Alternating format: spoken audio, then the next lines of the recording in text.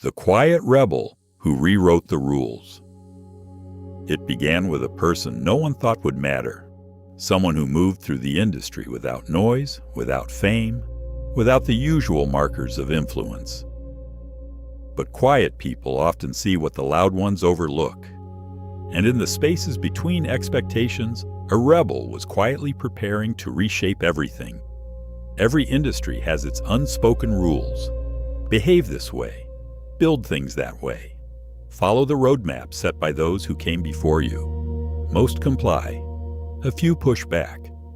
But once in a generation, someone refuses to play the game entirely. And that refusal becomes the spark of transformation. To understand how this quiet rebel rose, we need to return to the moment they first sensed something was wrong. The system felt rigid. Opportunities flowed only to those who fit a mold. Creativity drowned under layers of tradition. And while the world around the industry accelerated into new eras of technology and behavior, the leaders insisted nothing needed to change. They protected the old structure instead of questioning it. But rebels don't ask for permission. They observe, they adapt, they challenge. And this one did it with such subtlety that no one realized the rules were being rewritten until it was too late. Their idea wasn't radical. It wasn't a grand manifesto or a dramatic declaration. It was simple, a small shift in how the industry could operate, a subtle correction aimed at solving a problem the establishment refused to acknowledge. And because the idea seemed small, no one took it seriously. That was their first mistake. Quiet ideas grow differently. They spread through curiosity, through whispers, through unexpected moments of recognition. And step by step, this rebel's concept gained shape, clarity, momentum. It solved real problems. It made life easier for people who had been ignored. It offered a path that felt more honest and more in tune with the world as it was becoming, not as it had been. This is where the reveal begins. Because the rules the industry followed were never designed for the future, only for the comfort of the past. And as the quiet rebel's idea began to rise, those old rules started to crack, revealing just how fragile they had always been. The rebel's idea circulated in small pockets at first, shared among early adopters, curious professionals, and those who felt quietly suffocated by the industry's rigid traditions. Each new interaction added a layer of refinement. Each question exposed a blind spot. And the more the concept evolved, the more it revealed how outdated the old rules had become. The reveal deepened. People who had felt stuck suddenly found a new path opening in front of them. The idea didn't demand loyalty. It earned it. It didn't fight the system head-on. It slipped between its cracks, solving problems the establishment had learned to ignore.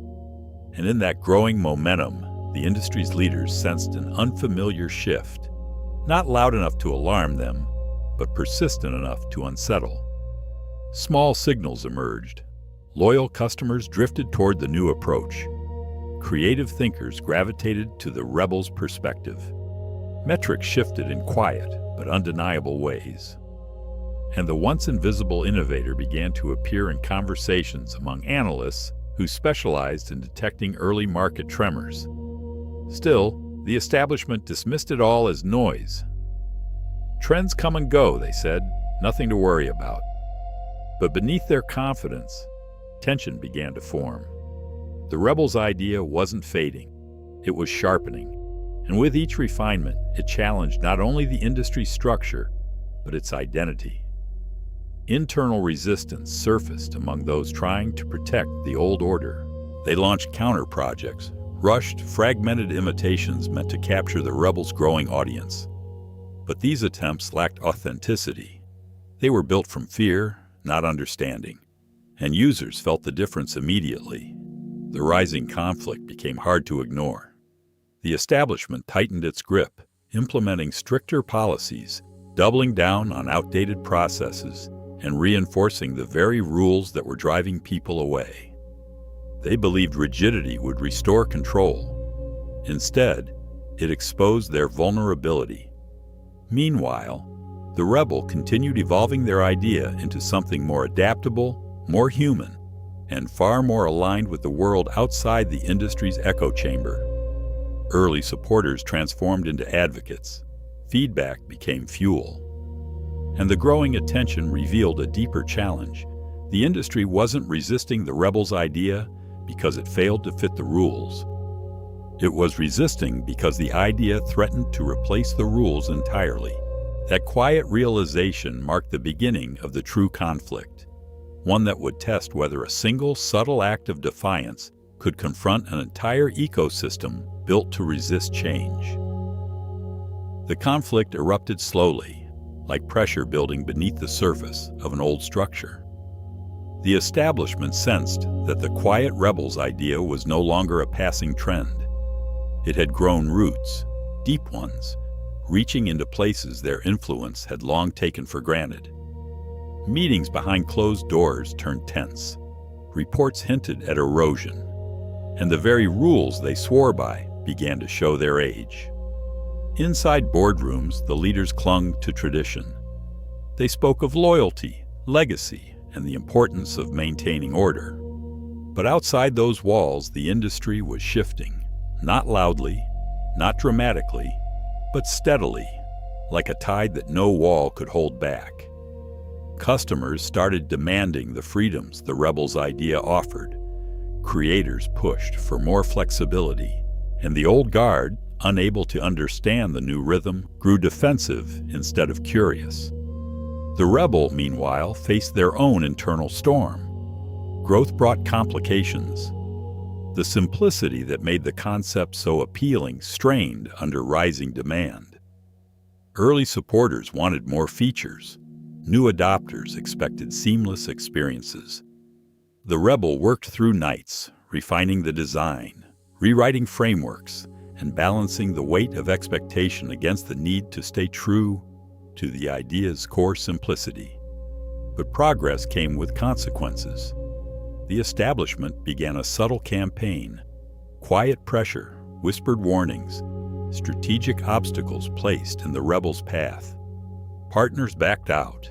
Opportunities vanished without explanation.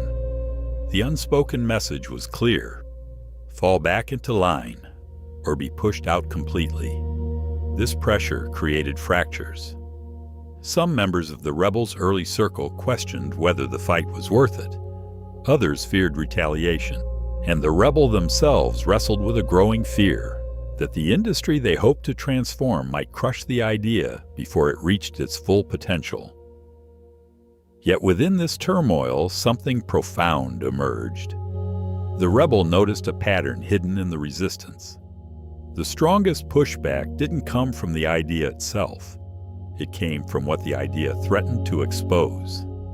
The old rules weren't just old. They were inefficient, outdated, contradictory, and for years those flaws had been carefully overlooked. Now, the rebels' concept illuminated them with brutal clarity.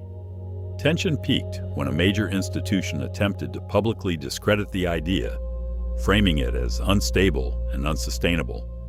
Critics echoed the sentiment. Headlines questioned its legitimacy. And for a moment, it seemed the narrative had turned. But the backlash revealed something unexpected. Users who had benefited from the rebels' approach spoke out. They defended it passionately. They shared stories of how the old system had failed them and how this new path had given them options they never had before. The industry leaders expected silence. Instead, they awakened a community. And that support revealed the truth the establishment feared most. The quiet rebel wasn't just challenging the rules. They were proving the rules were never built for the future.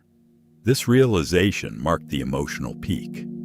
The moment when the battle shifted from survival to transformation, and the industry finally understood that the world was no longer moving according to its old blueprint. The turning point arrived with a quiet, unwavering certainty. The rebel stepped forward not with aggression, but with clarity. armed with the lessons carved from every barrier, every dismissal, every attempt to push them back into silence. They refined their idea one final time, distilling it into its purest form, a solution shaped around people, not tradition. When the revised version launched, it didn't roar into the world. It arrived with calm confidence, offering simplicity where the industry had built complexity, offering freedom where the system demanded conformity. And almost immediately, the difference was unmistakable.